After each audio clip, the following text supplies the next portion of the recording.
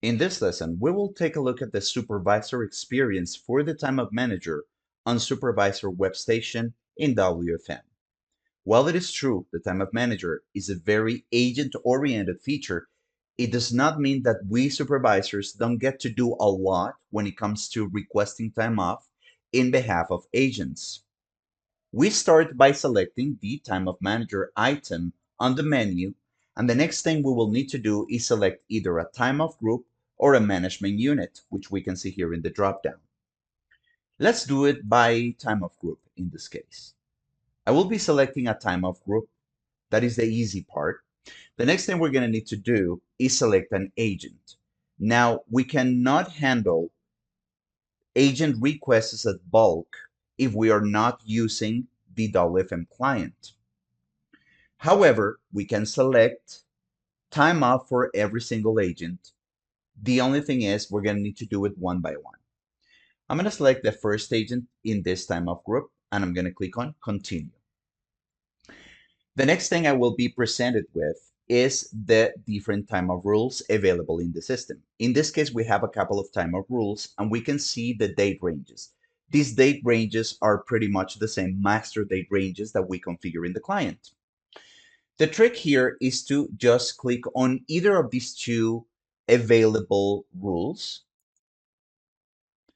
And the next thing will be pretty much the same as what agents have on their site when it comes to requesting time off.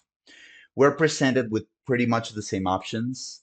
At the top, we have My Time Off, which is basically this area we are on at the moment. We have access to holiday preferences, and we even have access to the time off allotments. Let's take a look at the holiday preferences, for example. Now, if holiday preferences are enabled, agents can volunteer to work on a holiday. They can request it as a day off, and we can make these selections here, and we can do this for every single holiday available in the system. So this is one of the things we can do. We can also request time off from here. This will take us to the calendar view, or will take us basically to the specific view where we select the day where we want time off to be requested. If we go back to My Time Off, which is originally where we wanted to be, we have additional information. We can see instructions whenever they are available. If the system is configured to show instructions, we will see them here. We can also see the bidding data. This bidding data is represented by the different time off codes we're going to use to request time off. And we can see just pretty much the date ranges for which these time off codes are available. And we can see how much time we have as the information that comes from the agent time off parameters and even from the agent time off summary as we see it in the client. So that information, and some of that will be available here. We can see a color key as well, since we're going to be using a grid that has a calendar view. Days in the calendar view will have color codes, and this is the color key. This shows us pretty much what we're going to see there. We can see, for example, that the available days for us to request off will be in this pale gray color. And we can see, for example, this blue here, which is going to be whenever there's a wait list available. So here's where we're going to be able to see. We can see things such as open and close holidays. Anything that is out of range or not allowed to be requested as off will be just seen in this white color. Any forced day off that we have will be in this fuchsia color. We can also retrieve a printable view, and this printable view basically has a view of the time off summary for the agent, where you can see what they have earned. Every single type of time off is going to have, and sometimes this will be the case, will have different amounts of time earned that they can use to request this time off. So basically, it's the same experience as the agent would have, where they would select a time off code to request a time off, so we know what the concept is for this time off request. We can see, for example, that this particular agent already requested a day off, and we can see the number of hours, and we can also see what time off code was used for this request, which is very, very simple. Any requests taken days will appear at the top. We can see just pretty much what was planned. So this one is a way to get like a very basic report on time off for the agents. Now that said, let's go ahead and close this window here and let's take a look at the calendar view to request time off. Now, granted, we can use this request time off link to request the time off and we will be taken directly to the view where we can make this request. All we need to do is select the date. That's one way to do it. We can also see this format here. So we can request either by hours or by days. We're going to stick with hours for this exercise. Now, if we scroll down a little bit more, we can see just pretty much the same information that we see in the agent time off summary. And that information comes in the form of the different time off that they can request, the different activity codes for that, which by the way, we call time off codes. And we can see just pretty much the same information that we see in the time off summary. And that includes our earned time credited whenever, they have been credited with this time off. And we can also see this carry over to or from last year. We can see how much time they have taken that is already planned. And we can see the remainder of the time they have to request, for example, another personal day. So this particular agent still has 12 hours to do that. Now let's scroll down a little bit to these calendar view. So the calendar view, and if we have already seen the color key, we already know what these represent. So we know that, for example, we have an open holiday here, we have a closed holiday here. We can see that most of it is red, which means we cannot use these days to request time off. So we're going to keep scrolling down until we find that pale gray color that we see here. Now, something that we can already say about this particular agent is that there is a request for D18.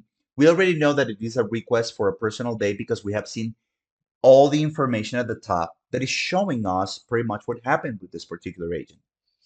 So let's go ahead and request another day off and see how that goes. I'm going to place a request in this day. All I need to do is click on the day and the rest of the information will be filled out. And the only thing I will need to do is request this time off by using any of the time off types that I see on the list here. So I have vacation, sick time, personal day, and even waitlist. Waitlist is automated for this version of WFM. So if there is ever a need to use the waitlist process to request time off, we'll take a look at that in just a little bit. So let's say that this person is going to be requesting a personal day. You can see here how many hours that agent has that they can use to request that time off via that specific type of time off. So yeah, we have time available. We can go ahead and request it. Now here is an option that lets us save requests as if all days can be granted.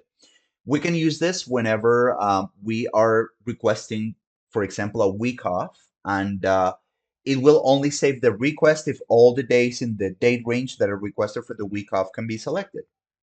I can also add comments here if necessary, though those comments are more commonly used by agents. But if we need to add notes as to what this request and why this request was made, we can add that here. Otherwise, we can just go ahead and submit a request and it will be submitted. Now, based on the configurations we have in the client, this request will be either granted, will require just an additional step to be completely fulfilled. But in this case, we have everything pretty much configured so that this request can be granted.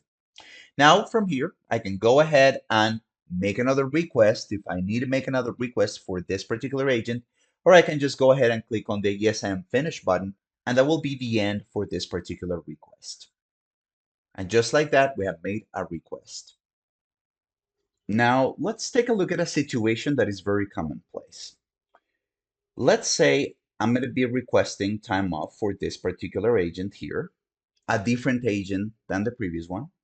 And I scroll down and take a look at my calendar view because this is the preferred way I'm going to use and because I get to see the color key here. And I notice that for one of the days that I need to request as day off, there is no more time available, which we can see with this red color that, according to the color key, indicates as much. So this should not deter me from requesting the time off. I can use the waitlist process. In fact, if we take a look at the day just right next to it, there is already a waitlist process ongoing for this one. All we need to do is wait until another agent cancels time off for this particular day so that the waitlist process can move on. Now, because for this version of the system, the waitlist process is automated, and we are going to see a processing of that really early in the morning and late at night. We're not going to need to worry about this, especially if we have open settings so that the time can move from one place to another and just let the system do its work to grant this particular request. If I need to put this person on a waitlist, it's very simple. We'll just click on the day that was marked as red where no more time was available, and notice that the system is already putting me in waitlist and it's giving me that as the choice in this case. Now, we're going to get this waitlist approved, but whether the waitlist is going to be granted or completed will depend upon whether the other agent is going to be canceled at the time off. But until then, I have three choices. The first one is I can select the first one that I want to convert the time off to. In this case, let's say personal day. I will see the detail as to how much time I have available that I can convert to time off, and even get to select that second choice should I run out of time for the first one. And I can even cancel any previous days that this person had if that person is willing to cancel so that they can have that day granted via the waitlist. And that is pretty much it. I'll get just pretty much the same options as before. I can go ahead and submit this as usual. It's going to be granted because it's going to put me on a wait list. And as I click on yes, I am finished and go back to the calendar view that I had just before, we will see that it has been color coded to represent that waitlist. Now it's going to be a matter of just waiting for that waitlist to work and the hope that the other agent is going to cancel that time off to release that time off back to the allotments. And then we will see that that request is going to go from that pale blue to that strong blue color, representing that this day has already been scheduled to be this particular time off. So this is the experience of the supervisor for the time off manager. Now to complete this lesson, there is just one more thing we need to take a look at. Because we are supervisors, we have access to reports. So there are a couple of reports that are very useful when we're handling the time off manager. So one of them is going to be your agent time off.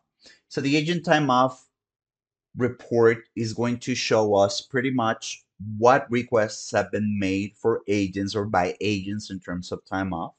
And another one that is also going to be really useful is another one that is called daily time off. So we can see by date what requests have been made and who has made these requests. So this paints a really complete picture as to how the time off manager is used.